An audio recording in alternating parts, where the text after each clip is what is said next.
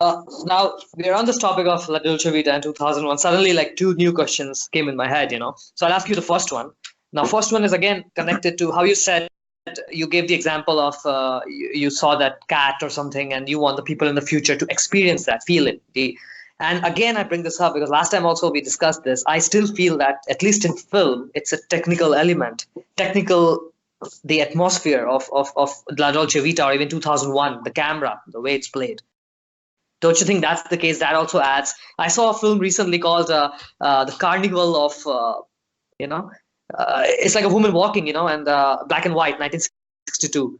I mean, The Carnival of Soul. A Carnival of Soul. Carnival of Souls. Oh, you watched that? Yeah, Carnival of Souls. Yeah. But yeah, I mean, now that's not a great film the way the other two films you mentioned are, but it's a great little what I would call a genre film. It's a horror film, and is this woman crazy? What it turns out that she's actually dead, and she seems to be a spirit, and the spirits want to come and bring her there. And there's the great moment here when you want to talk about technical. The sound disappears when she's walking. She's in a department store. She's running around, and she sees the odd zombie guy sort of looking at her.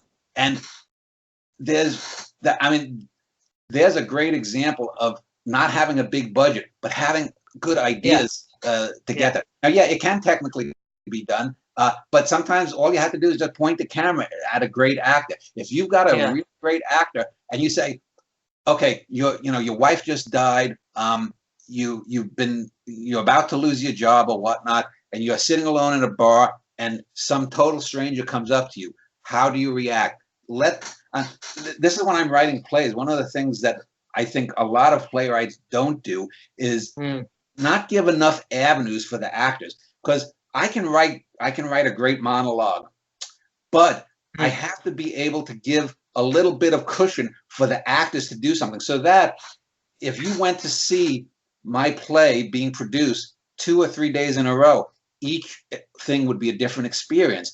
I want that to be there, and I want, as a collaborative art, I want the actors, I want the stage director to be able to put a little bit of their own stamp on it, so that a production in St. Louis, a production in Mumbai, a production in Leningrad, well, now it's St. Petersburg, a production in Sydney, Australia, are all going to be a little bit different because they have actors and they have a different concept of how to do it,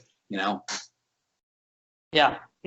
No, I mean, and I agree, but the point I was trying to make is that from a filmmaker's perspective, like how you said that it should affect the person who's going to read your words, the poetry or the read. So that way, from a film point of view, technically the way I show it, and I feel that the examples you gave were technically, at least, the slow zooms, the slow panning, not like how today movies have cut and all that, Well, yeah, I mean, again, it doesn't have to be one or the other. It can be a technical thing. I mean, most famously, if you watch a film like Touch of Evil by Orson Welles, the famous train shot that goes for 6 or 7 minutes. And that establishes that whole world milieu. A similar shot is the long shot in Goodfellas where Ray Liotta and his girlfriend enter the restaurant, and they go through the restaurant. They say hi to the servers, and then they say hi to everyone else, and then they finally sit down. Or any of Robert Altman's films. Like every time I'm watching them, I feel like I am inside the movie, like, I'm observing them. It's natural, like the director you mentioned, John Cassavetes or someone,